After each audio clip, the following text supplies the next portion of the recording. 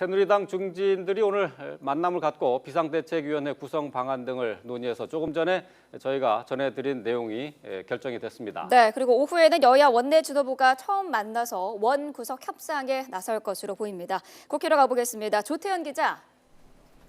네, 국회입니다. 네, 자, 새누리당의 중진 모임이 마무리됐습니까?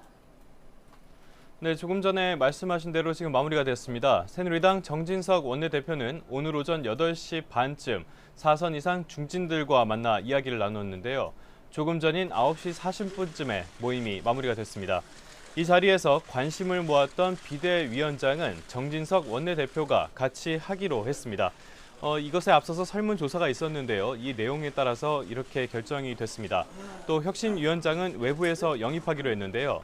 친박과 비박이 각각 주장해온 관리형 비대위와 혁신형 비대위를 모두 마련하는 식으로 절충안이 마련된 셈입니다.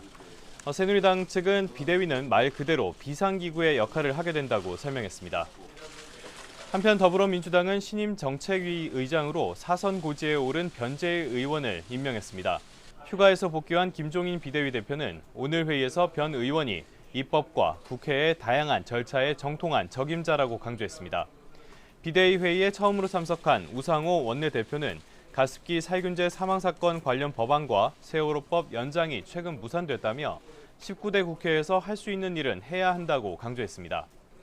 국민의당 박지원 원내대표도 회의에서 생산적인 20대 국회를 위해 19대에서 마무리할 것은 마무리하고 법정 기일 안에 개원할 수 있도록 노력하겠다고 말했습니다. 이런 가운데 오후에는 여야 원내 지도부가 처음으로 만나 원 구성을 논의할 예정입니다. 다만 오늘 회동은 상견례에 가깝고 원 구성에 대한 입장 차이가 커서 합의가 도출될 가능성은 낮아 보입니다. 현재 국회의장은 원내 일당에 오른 더불어민주당 몫이 되고 법제사법위원장은 집권 여당인 새누리당이 가져갈 가능성이 가장 큰 것으로 전해졌습니다. 예, 또 오늘 국회에서는 가습기 살균제 사망 사건과 관련해서 현안 보고도 진행이 되죠.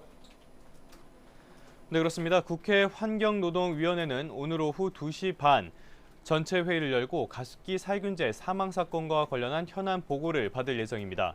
이번 보고에는 윤석교 환경부 장관이 출석할 예정인데요.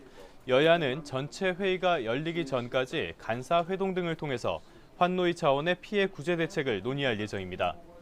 환노위는 지난 9일에도 법안 심사 소위원회를 열고 가습기 살균제 피해 구제 법안 4건을 논의했는데요. 새누리당은 검찰 수사 결과를 보고 완벽한 제도를 만들어야 한다는 입장인 반면 야당은 19대 국회에서 법안 4건 가운데 구제 대책 2건만이라도 통과시켜야 한다고 맞서면서 결국 합의점을 찾지 못했습니다. 20대 국회로 공이 넘어간 셈인데요.